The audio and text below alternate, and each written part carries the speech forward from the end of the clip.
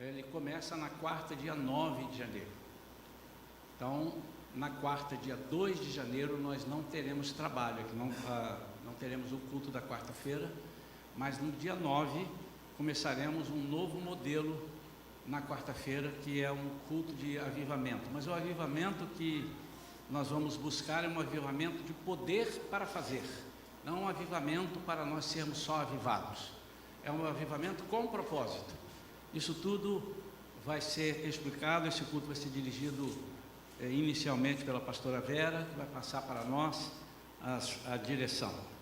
Eu quero convidar os irmãos a abrirem suas Bíblias no Evangelho de Marcos, no capítulo 6, vamos ler de 45 a 51 por enquanto. Marcos, capítulo 6, versículos 45 a 51.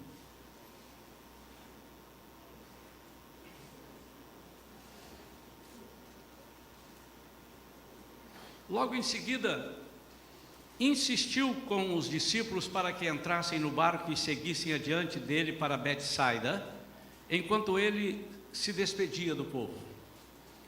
Tendo-o despedido, subiu a um monte para orar. Chegando à noite, o barco estava no meio do mar e Jesus encontrava-se sozinho em terra. Ele notou que os discípulos remavam com dificuldade, pois o vento soprava contra eles. Em plena madrugada, Jesus vinha na direção deles, andando sobre o mar, e já estava prestes a passar por eles. Assim que o viram caminhando sobre as águas, logo pensaram se tratar de um fantasma, e por isso gritaram, pois todos o tinham visto e ficaram apavorados. Contudo, Jesus lhes anunciou: tende coragem, sou eu, não tenhais medo. Então logo subiu no barco para junto deles, e o vento se acalmou, e eles ficaram pasmos. Pai, fala conosco em nome de Jesus, que o Teu Espírito Santo nos revele aquilo que está oculto para nós aqui, que o Teu Espírito Santo nos abençoe com toda sorte de bênção neste momento, para que possamos não somente receber a palavra, mas que deixemos que a palavra frutifique em nosso coração. Senhor, que haja convencimento através do Teu Espírito Santo, que é Ele quem convence, em nome de Jesus, amém. Coragem, foi Jesus quem te enviou. Queridos, eu quero falar nesta manhã sobre o envio de Jesus.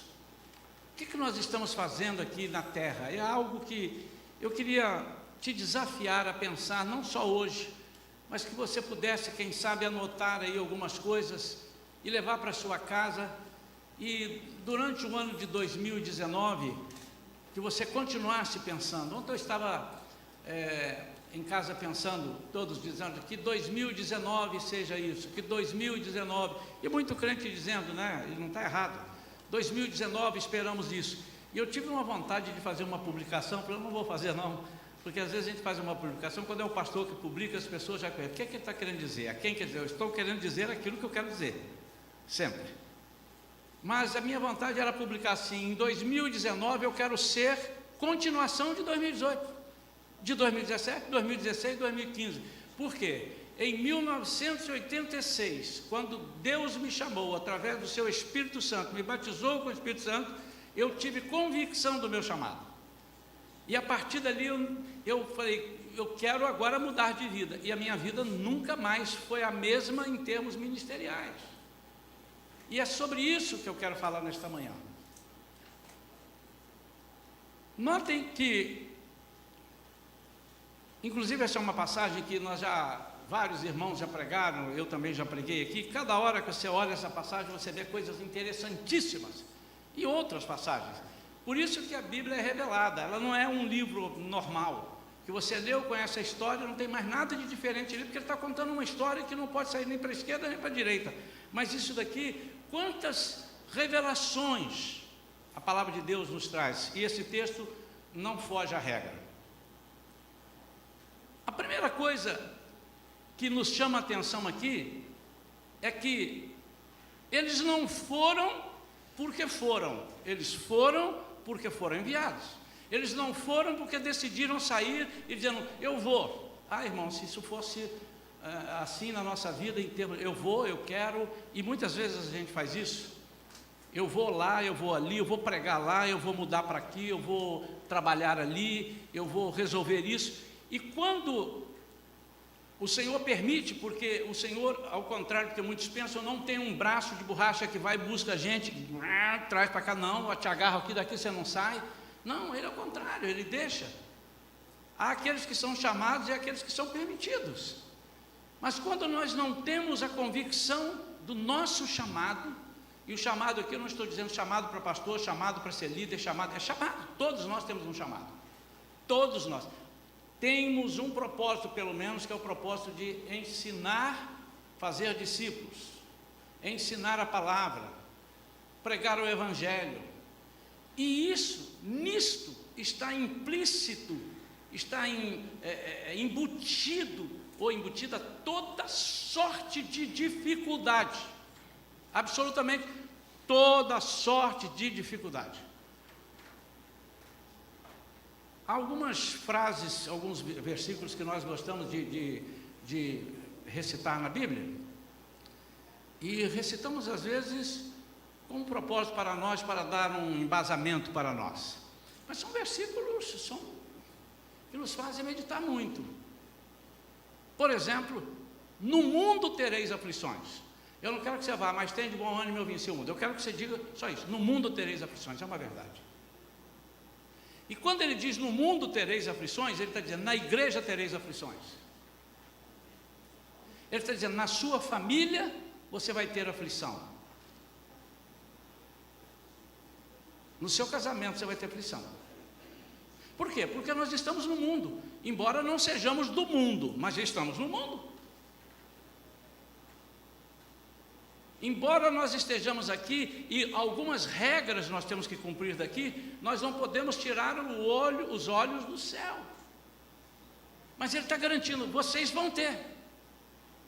Então, a oração que às vezes nós falamos, Senhor, me tira essa aflição, você precisa saber se é para tirar mesmo ou se Deus está deixando que você passe por ela. E normalmente, se você é servo de Deus, se você está no centro da vontade de Deus, você pode ter a certeza absoluta que você está passando por um envio. Quem tirou o povo de Deus do Egito? Deus. E tirou para quê? Para levar para um lugar que Ele escolheu e disse, é um lugar onde mana leite e mel. Mas Ele disse que esse lugar era o lugar do Jebuseu, do Cananeu. Ele disse, tudo que termina em eu, esse é um lugar perigoso, vocês vão enfrentar gigantes, mas eu vou passar com vocês. Alguns acreditaram, outros murmuraram. Mas há um segundo versículo, e esses dois eu tenho trazido para a minha vida. O segundo versículo diz assim, eu estarei convosco para sempre, até a consumação dos séculos, até não precisar mais, porque esse consumação dos séculos, ele está se referindo até o final, quando nós vamos gozar a vida eterna com Ele. Acabou o milênio, acabou tudo, Ele fez um julgamento do trono branco, mandou para a esquerda os que tinham que ir para a esquerda, lá o demônio e seus príncipes e principados e todo o povo que não acreditou nele, e para a direita Ele disse, vinde benditos do meu Pai, recebei por herança aquilo que vos está preparado desde a fundação do mundo, desde antes da fundação do mundo. Aí a vida eterna. Então até ali você vai precisar, depois dali você não precisa mais. Então eu estarei convosco nesse sentido. Depois nós teremos um corpo glorioso, por isso estaremos com, mas pastor, não estaremos com Ele? Sim, mas não no sentido de eu estarei contigo te ajudando, como acontece aqui. E essa passagem eu tirei também como uma das figuras de Jesus e o Espírito Santo na nossa caminhada. Por isso eu chamo essa caminhada, esse comissionamento, e é isso que nós precisamos nesta manhã tomar posse. Outra coisa, irmãos, que eu gostaria muito, até eu gostaria que toda a igreja estivesse para ouvir, mas nós vamos multiplicar para os outros que não estão, é preciso, né? Ou seja, através da mensagem enviada, ou nós passamos nisso. Nós queremos que em 2019 além do esforço, que é uma escola de formação e crescimento espiritual, que nós usássemos, não os pregadores, que eles fazem isso, que nós usássemos o alimento que sai do púlpito. Muitas vezes parece que nós comemos e não temos vitaminas. Então, todas as manhãs de domingo, todas as noites de domingo, nós temos 2 mensagens diferentes, por quem quer que seja o pregador. E nós temos vários aqui. E nós precisamos, já está na hora, em 2019, eu desejo tomar posse da palavra e dos ensinamentos que nos são ensinados. Porque a impressão que dá é que nós comemos e não valeu de nada, para alguns. Nós nos esquecemos, por exemplo, disso que eu estou dizendo agora, que nós temos aflições. Irmãos, é impressionante, nós vamos sair ali fora para tomar um café e vai vir uma aflição, e nós vamos esquecer da aflição.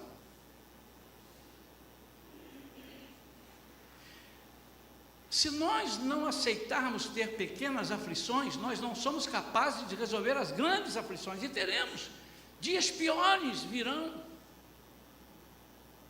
Quando se aproximar, quando Jesus já estiver com os pés próximos nas nuvens, chegando, o negócio vai estar bravo demais.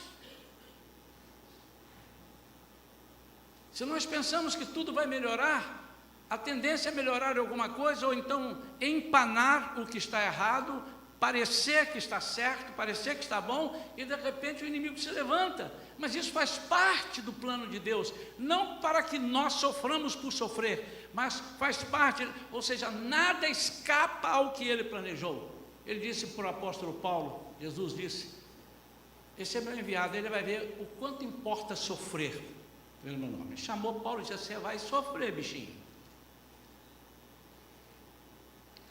Primeira coisa que Jesus fez: entrem no barco e passem para o outro lado. O barco aqui é um meio de transporte na vida espiritual para mim hoje. Quero fazer essa analogia. Entre no barco. Nós temos corinhos que Jesus no barco, com Jesus no barco, tudo vai muito bem, vai muito bem, vai muito bem. Jesus está no barco. E o barco, então, eu quero usar hoje aqui como um meio de transporte para esse caminho que nós estamos trilhando. Foi Jesus quem te enviou. Você, quando aceitou Jesus, você tem noção de quem é Jesus? Então vá. Ele cuida do resto. É interessante como nós somos acostumados a confiar em homens. Seu patrão te fala assim: olha, você vai passar 2 anos na Inglaterra, e eu vou te custear lá. E você pega a passagem e vai. O mês não venceu, e você está confiante que você vai chegar no dia 30, se é o que ele combinou, e vai ao banco, estará lá o dinheiro. Você vai confiar que para o que você foi fazer, para o que você foi enviado, você vai ter recursos. Mas é interessante que Deus não nos envia e nós somos totalmente desconfiados, se não na teoria, e quase nada na teoria, porque se eu perguntar, todos dirão que não, o Senhor está comigo, o Senhor é grande, o Senhor é poderoso. Mas e na prática? Como é que você reage? Porque as reações é que são importantes. Como é que nós reagimos quando os problemas chegam? Como é que nós reagimos? Aqui diz que eles remavam com dificuldade. Versículo 48. Ele notou que os discípulos remavam com dificuldade. Quem notou, irmãos? E onde Jesus estava? Na terra. Estava na terra. E aqui está dizendo, ele ficou sozinho na terra. Se ele ficou sozinho na terra, aparentemente os discípulos ficaram sozinhos no mar. Aliás, eles tinham companhia deles. Jesus estava sozinho.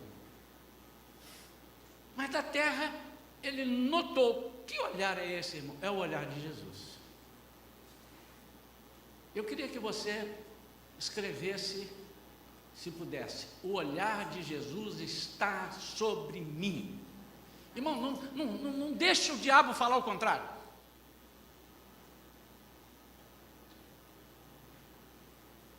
Eu vou ficar repetindo algumas palavras porque elas precisam. Você tem convicção da sua chamada? Você tem convicção do seu comissionamento? Você sabe quem te enviou? Você conhece quem te enviou? Pastor, eu conheço de ouvir falar. Então você precisa ter experiências com ele. Você não vai chegar a lugar nenhum só de ouvir falar.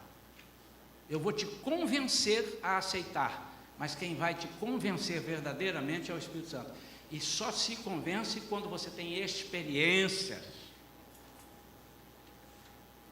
Mas não só ver que ele remava com dificuldade, o barco estava sendo fustigado ou tremendamente atacado pelas ondas. Jesus percebe isso e vai ao encontro deles. Ah, meu amado e minha amada, isso é outra coisa. Jesus vem ao meu encontro, escreve isso. Jesus vem ao meu encontro.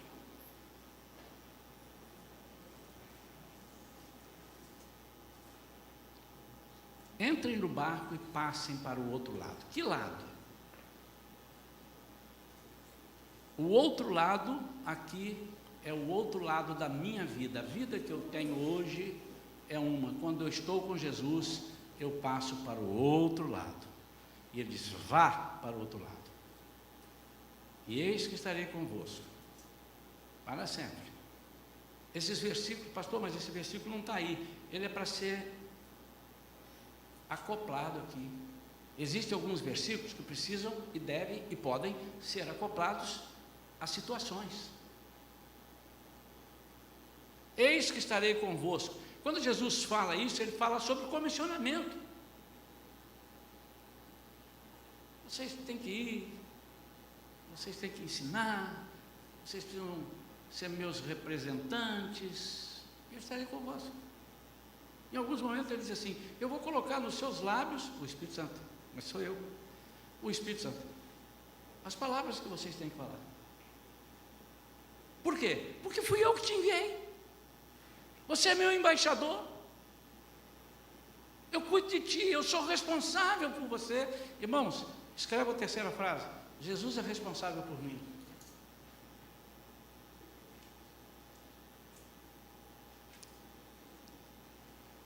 Mas nessa jornada que nós estamos caminhando, somos surpreendidos por tempestades inesperadas. Raciocina aqui comigo, irmãos. Raciocina comigo. Quem é que estava no barco? Os discípulos. E ali, se não todos, né, quase todos, eram o quê? Pescadores. Você acha mesmo que quando Jesus diz assim: ó, vocês entram no barco, eu vou ficar aqui, pode ir para lá, e aí começa o vento soprar e a tempestade, você acha que um pescador entra no mar com essa situação? Temos pescadores amadores aqui, e eu sei, é ruim. Eles falam assim: deixa o vento baixar um pouquinho, deixa o mar acalmar um pouquinho, depois nós vamos. Mas, quando você entra, o vento pode te surpreender. E aí, o que é que você faz? Você tem que se lembrar quem me mandou. Quando você estiver em algo na sua vida que inesperadamente vem uma tempestade, você precisa parar e pensar assim: o que é que eu estou fazendo aqui? Quem me mandou aqui? Se não foi Jesus, samba fora, que o barco vai afundar. Quantos estão entendendo isso? Porque às vezes nós estamos no meio de uma tempestade que nós criamos para nós, então, mas Jesus está comigo, e ele lá do céu toma um susto e fala: eu nem te mandei, nem sabia que você, nem sabia não, porque ele sabe todas as coisas, né? Eu nem queria que você fosse, eu deixei você ir porque você é teimoso, como uma mula, como diz o outro.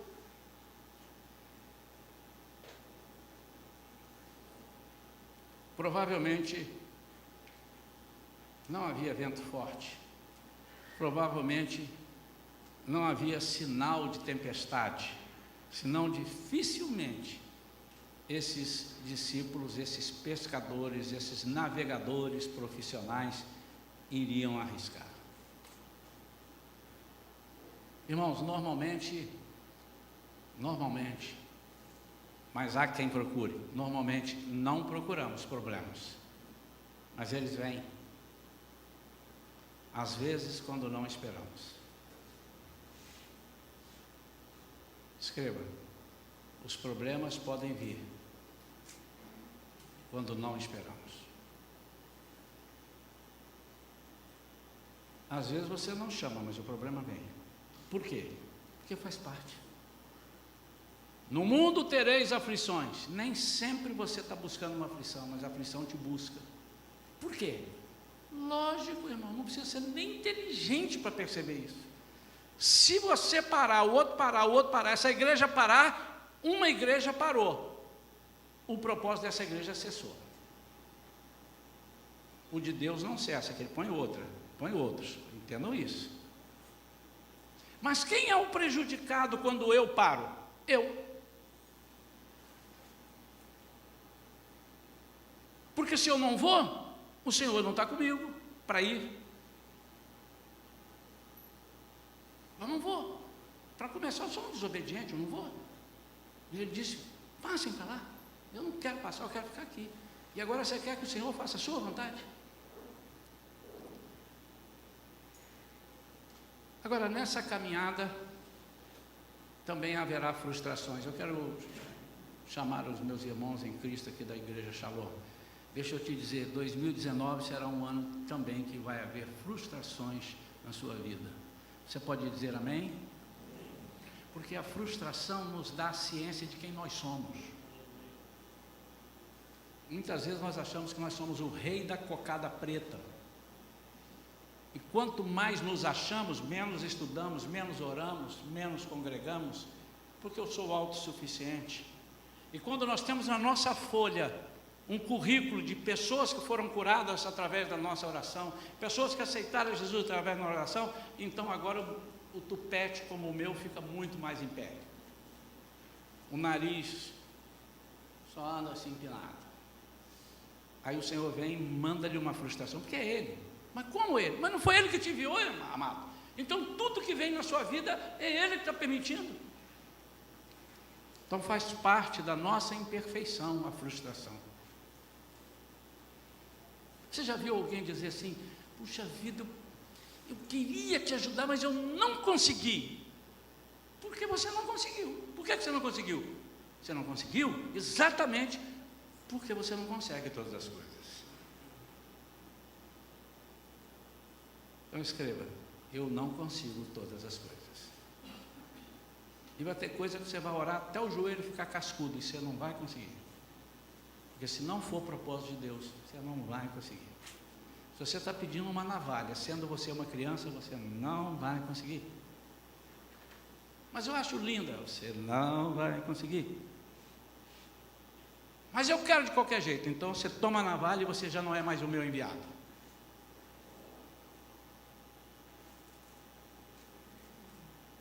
Por isso que somos ovelhas, e Jesus é o nosso pastor. Não é a ovelha que fala para o pastor, é o pastor Jesus. Estou falando do pastor Isaías, não. O pastor Jesus é que fala. Ele que leva pelas águas tranquilas, Ele que refrigera a alma, Ele é que liberta e livra do mal, Ele é que com o cajado consola e com a vara Ele espanta o inimigo. É Ele que te enviou. Quem te enviou, meu?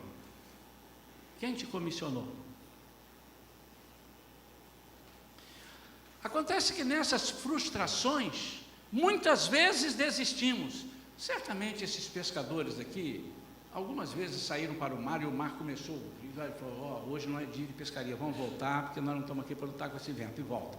Quem sabe eles iriam fazer isso? Porque diz que Jesus percebeu que eles estavam com dificuldade. Se Jesus tivesse a certeza de que eles iriam passar fácil, Jesus não iria. Porque aquilo que eu posso fazer, Jesus não faz. Aquilo que você pode fazer, Jesus não faz. Mas aquilo que você não tem condição de fazer, Jesus faz. Desde que você esteja enviado. Pastor, mas o senhor acabou de dizer que todos somos enviados. Desde que você se sinta e se considere um enviado. É isso que eu estou dizendo. Porque quando você se considera um enviado, você toda hora olha para quem te enviou e diz, e agora?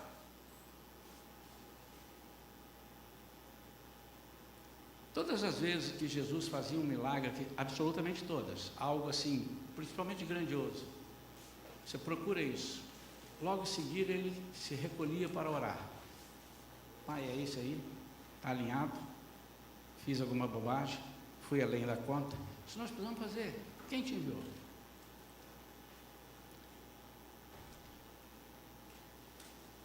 Os discípulos foram surpreendidos por um vento forte, pelo mar revolto e tal. Surpresa, surpresa. A gente ama a surpresa, né, quando ela é boa, mas quando ela é ruim, como nós gostamos de surpresa? Surpresa é aquilo de bom que você não espera e chega, mas surpresa também é aquilo de ruim que você não espera e chega. Surpresa. O que é surpresa? Você não esperava. O vento era algo que os discípulos pescadores usavam a seu favor sempre. Te garanto que eles não remavam contra o vento. Então aquilo que você usa a seu favor, de vez em quando pode vir contra você. Aquilo que você está acostumado a usar como a seu favor, de repente se vira. Uma surpresa inesperada também. Mas eu estou acostumado com o vento. É uma surpresa. Mas quem te enviou?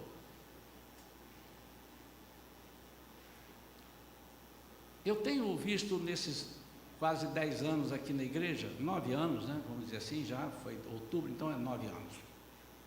E mais 30 anos, 30 e poucos anos, rodando, pregando, como itinerante, cantando por vários lugares, conhecendo vários pastores, conhecendo várias igrejas. E eu tenho me feito uma pergunta: por que algumas pessoas desistem?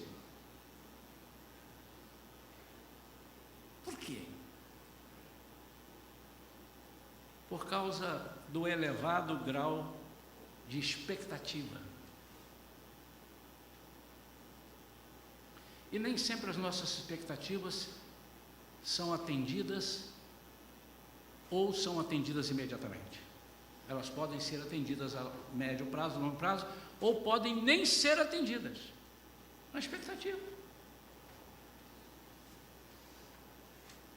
Quando a gente chega em algum lugar com uma expectativa, como servo de Deus, está no lugar onde tem servos de Deus, a nossa expectativa é: aqui não pode dar nada errado. Se eu orar aqui, a cura tem que vir. Mas quem disse que tem que vir? Se eu orar aqui, se juntar esse povo, você quer ver, irmãos, o que eu estou falando é verdade? Se há igrejas que promovem, e tem acontecido, milagres constantes, aqui você entra doente, sai curado, aqui você entra desempregado, sai empregado e tal, e tem alguns casos ali, essa igreja vai ser uma romaria de gente para lá. Por quê? Porque eles buscam isso.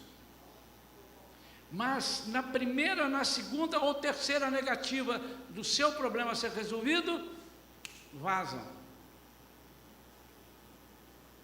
Por causa da alta expectativa. Vamos ver como é que estava a expectativa desses discípulos. No capítulo anterior, Jesus multiplica o pão. Irmãos, você não estava lá, e nem eu. Mas eu já fechei o olho e vi.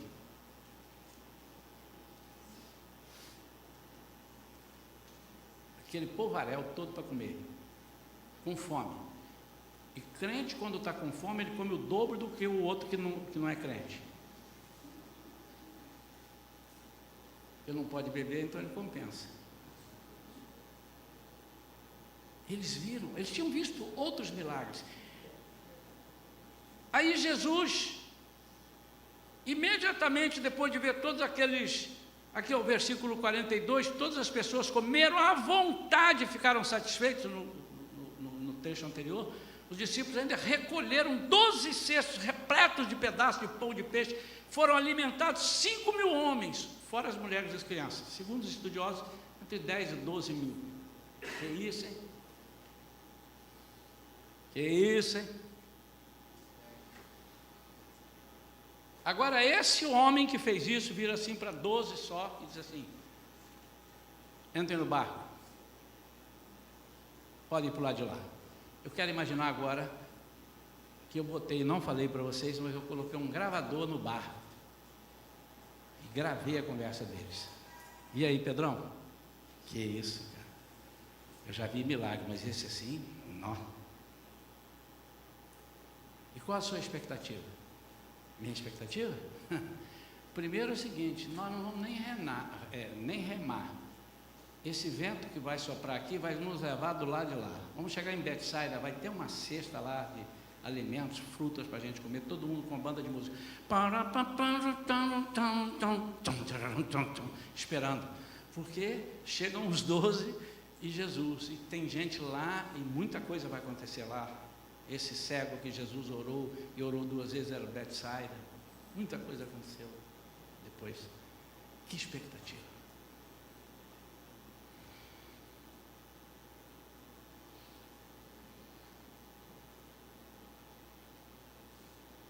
Quem te enviou? Jesus.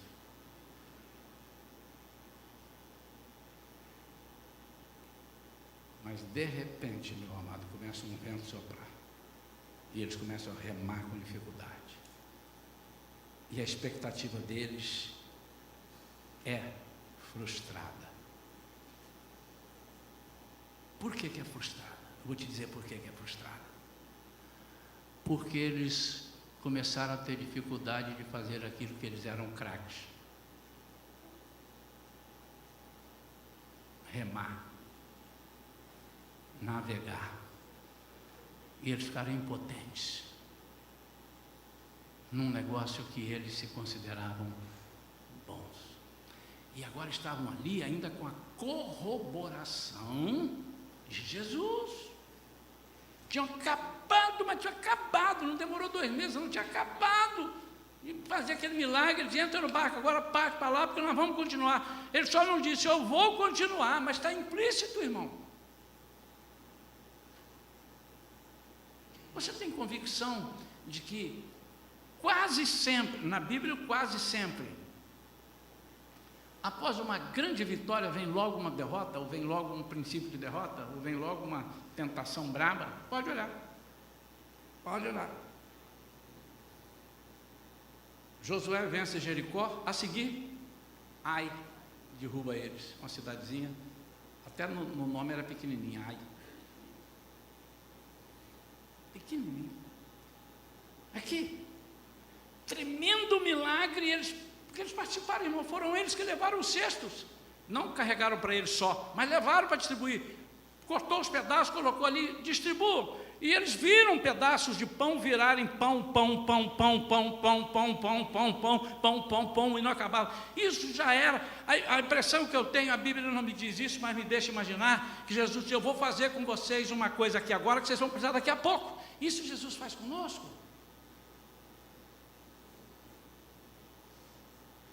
Ele não deu uma montoeira de pão e disse: está ali, aquela montoeira, cada um chega lá, pula no meio do pão, entra no meio do pão, come pão, está lá o pão, a montoeira de pão. Não, o pão não acabava. Ele está dizendo: o meu poder não acaba, a minha proteção não acaba.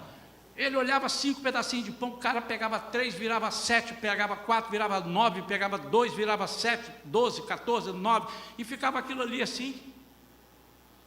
Isso já é uma indicação de que vai acabar, mas vai chegar, vai acabar, mas vai chegar. Eu acho que em algum momento o cesto de alguém estava com 5 e chegou um logo e meteu um mãozão assim, porque crente às vezes pega os 5 de uma vez, e pegou os 5, ele olhou, e quando ele foi, falou: deixa 3 aqui, aqui é onde? Não precisa mais, já tem 8. Irmãos, eu estou pregando o que eu já tenho vivido, eu vivi isso na minha vida, eu tenho vivido isso na minha vida, tanto na vida material quanto na vida espiritual. E eu quero te perguntar: quem te enviou?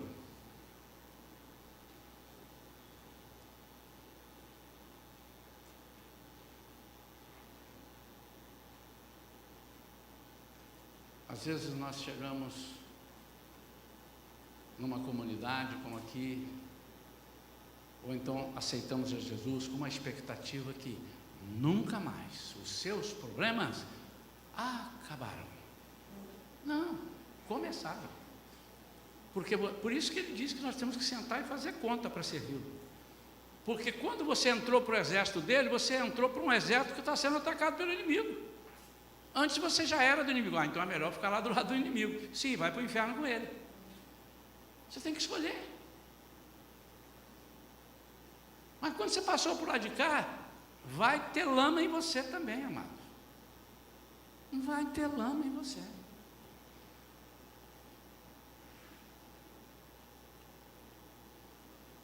O dia que eu perguntar a um crente, você tem tido aflições, você já teve perseguição? Não, eu vou perguntar, quanto tempo você é crente?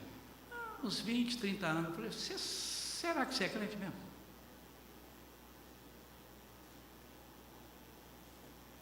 Porque você está fora da palavra de Jesus. No mundo vocês vão ter aflição, você não tem.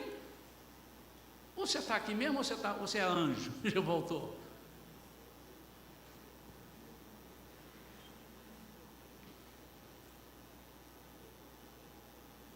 Se as coisas não saem como imaginávamos, muitas vezes não temos paciência para insistir. Sabe por que você não tem paciência? Porque você esquece quem te enviou. E os problemas acontecem para que você esqueça quem te enviou. Já contei aqui sobre um amigo meu, e está dentro desse aqui, toda vez que alguma coisa encaixada na mensagem, irmãos, vocês pregadores, não tem um problema de repetir, porque encaixa. É um step para aquele ali. Um amigo meu, que era pastor, ele teve um desentendimento com um outro pastor, que era pastor dele, e o pastor dele um dia ficou bravo e deu-lhe um tapa. Porque esse pastor o considerava como filho, ele não era. Mas deu-lhe um tapa, ele já era um pastor e tal. Ele desceu, estava 2 quarteirões da delegacia, e ele disse assim, contando para mim, eu vou agora, acabou, chega de... Porque esse pastor já tinha falado algumas coisas, talvez falasse como assim, você, meu filho, te criei aqui e tal, mas ele já era um pastor, era um homem. E ele desceu. E disse que ele chegou no meio do quarteirão, no meio do caminho, né? Faltando talvez um quarteirão ali. O Espírito Santo falou assim para ele, e a minha igreja?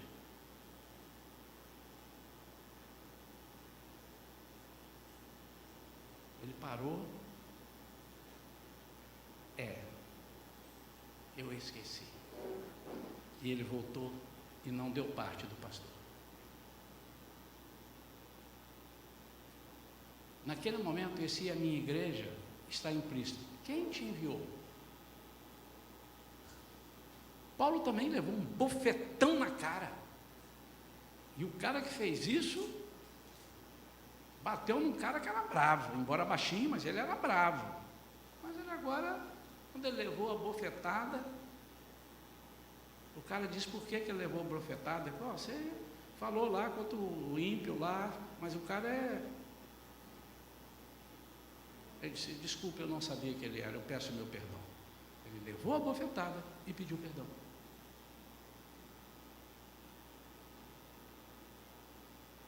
Por quê? Porque você foi enviado para levar a bofetada.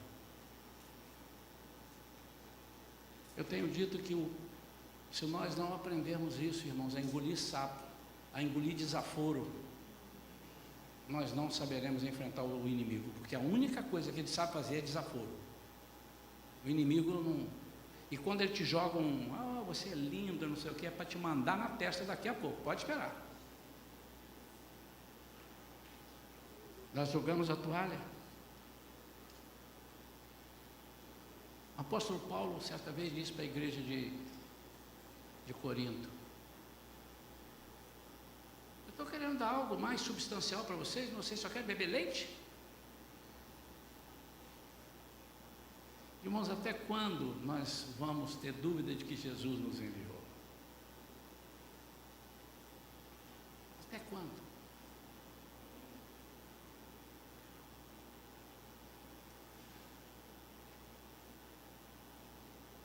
Mas lembre-se,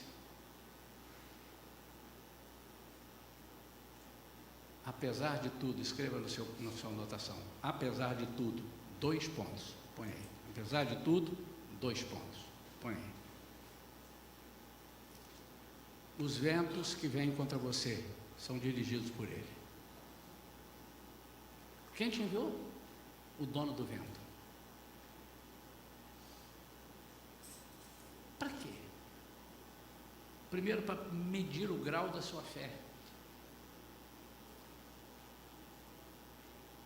Eu te mandei para a Inglaterra para trabalhar, e você aqui é meu gerente, e você vai ser gerente lá.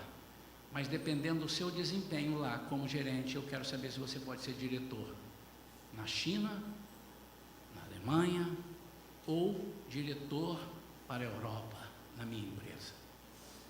Então eu preciso medir o grau da sua fé.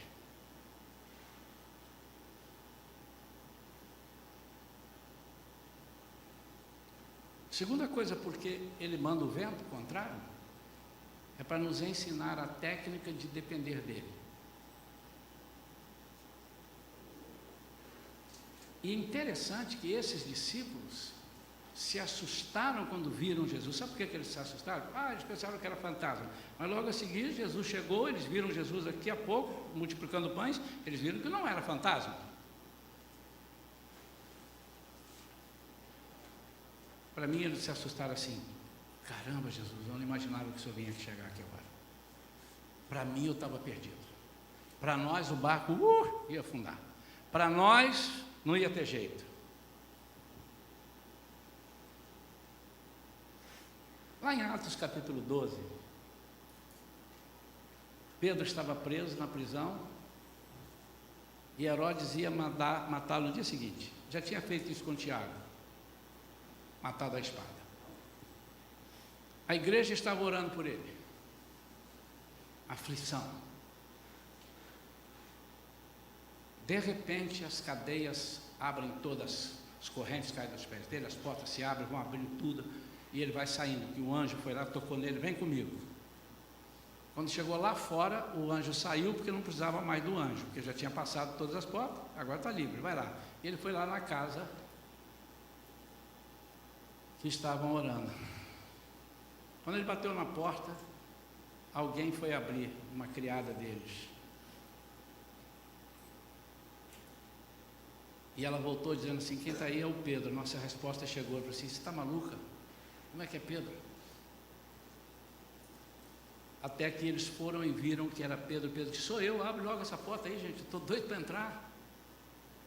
Eles viram e disse que se assustaram. É o mesmo contexto para mim. Caraca, como é que Jesus fez isso? Eu não imaginava. Para mim ele ia morrer igual o diabo. Nós já estávamos orando, já sabendo que ele ia morrer. E por fim, apesar de tudo, 2 pontos, então eu já falei, os ventos são dirigidos por ele.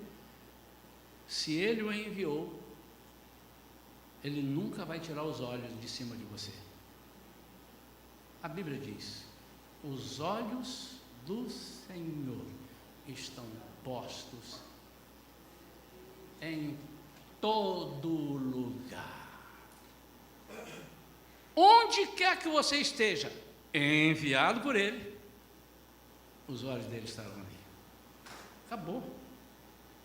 Seu olhar nos acompanha. Ele percebeu quando eles remavam com dificuldade. E Isaías está lá no meio de uma dificuldade agora, eu tenho que ir lá. Deixa eu só esperar um pouquinho. Já resolveu. Não está resolvido. E fulano, Beltrano, está com uma dificuldade e eu preciso ir lá. E quando a dificuldade é muito grande, ele vem pessoalmente. Em Êxodo capítulo 3, Moisés está no deserto, vê uma sarça ardendo, um fogo pegando nela e não consumia. Quando ele se aproxima, Deus estava na sarça e fala assim: você está na Terra Santa, tira as sandálias. E Moisés ficou estupefato, nunca viu uma árvorezinha daquela, queimando daquele jeito. Ele já via muita sarça, mas aquele jeito ele nunca viu. E Deus falou assim: tenho ouvido o gemido do meu povo e eu desci para ajudá-lo. Então escreva a última frase: quando a dificuldade for muito grande, ele vem pessoalmente. Ele não vai mandar anjo não, ele vai vir. Irmãos, Se com essa mensagem você não entrar em 2019 mais seguro, eu vou te dar um conselho: deixa Jesus, procura outro Deus. É melhor, porque você vai acabar murmurando, você vai acabar desobedecendo, você vai acabar entristecendo o Espírito Santo, e a Bíblia diz que o Espírito Santo pode ser entristecido. É melhor não ficar. Vai para outro Deus, amado. Você não confia nesse Deus? Ele vem em socorro, então o seu olhar acompanha. E o segundo, ele vem em socorro na hora mais escura, é na hora mais difícil, amado. É quando você não aguenta mais improvável, quando mais precisamos, quando não temos mais força. Você já reparou que a dor da madrugada é diferente da dor do dia? Por quê? Porque acompanha o desespero. Essa semana, a minha filha me acordou de madrugada gritando de dor, foi no meu quarto: pai, mãe, ajuda aqui, enrolando, e ela já tinha tido um problema que uma vez ela teve que ser operada, e a cabeça da gente fica um monte de coisa, e começamos a orar. Na mesma hora, o Espírito Santo, embora nós tenhamos ficado nervosos com aquilo ali, mas o Espírito Santo nos deu direção e nos tranquilizou de algumas coisas. É isso, pode ser aquilo e tudo, mas era de madrugada, o negócio parece ser pior. Aquele dia ela saiu do hospital de madrugada, ainda de manhã, 7 horas da manhã, e estava medicada. Fomos para casa, ela dormiu e tal, tomou banho normal, e aí falou: agora vamos num outro hospital para fazer os exames. Aí já era 1h da tarde, sol e tal, e ela sentindo: eu estou sentindo uma dorzinha, mas é diferente de madrugada. Aí entra no hospital e tal, começou a sentir dor, era um cálculo renal, que então descobrimos que parecia um monte de coisa, depois que fez o exame lá no outro hospital, um cálculo renal, que acabou saindo naquela noite. No outro dia, ela ficou internada, no dia vai embora. Mas o que eu quero dizer é o seguinte: a dor da noite, da madrugada, ela assusta, porque nem todo mundo está trabalhando, a gente imagina o que vai chegar, o que vai encontrar. Essas surpresas acontecem na nossa vida, e nessa hora Jesus vem pessoalmente. Irmãos, eu fico imaginando se Jesus fosse um de nós, que adora uma zona de conforto. Ele olhou de longe, viu e falou: não vou lá agora não, vou amanhã cedo.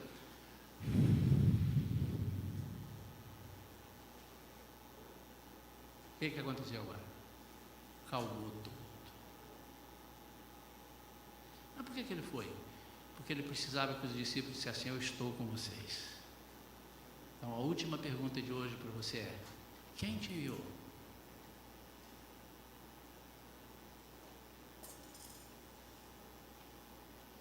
Eu quero combinar com meus irmãos: quando alguém chegar para você e falar alguma coisa que você perceber que é rasa, você diz assim: mas quem te enviou, meu amado?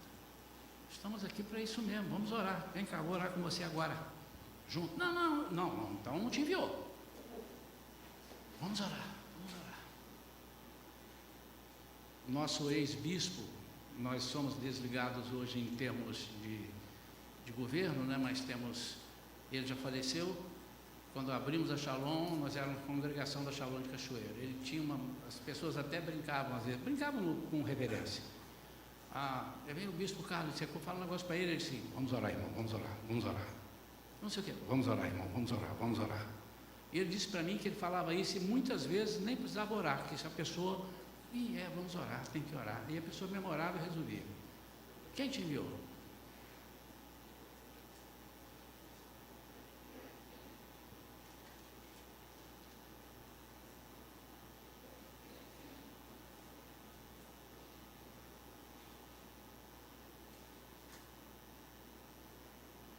Daniel ontem tomou um susto e deu um susto em muita gente.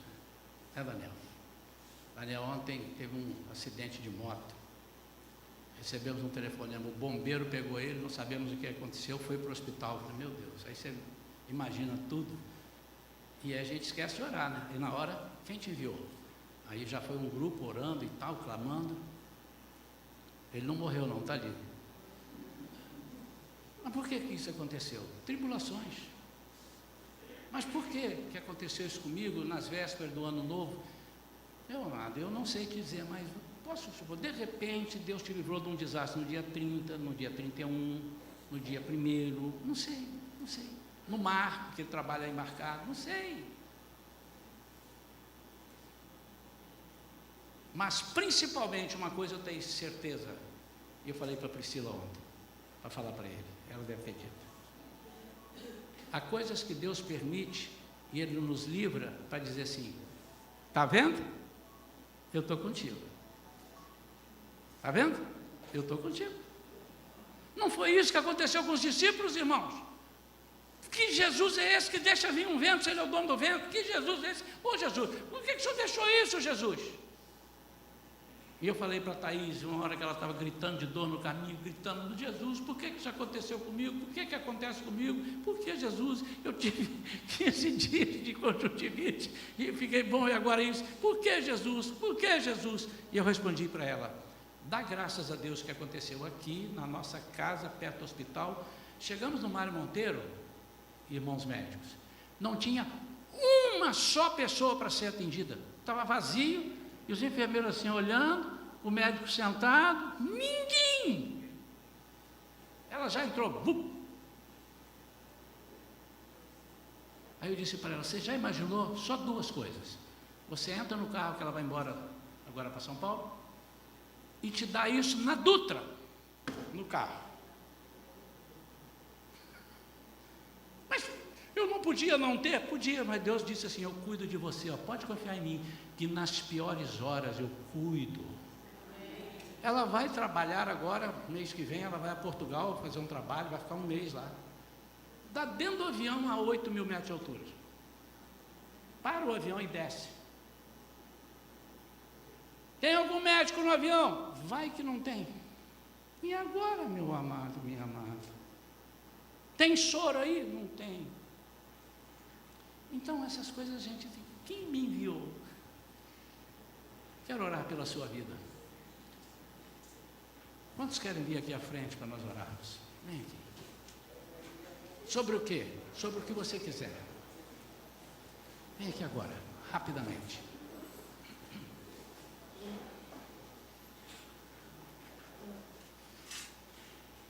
Eu quero te desafiar a vir à noite. Porque à noite a mensagem continua com outro título. Cuidado, você corre perigo.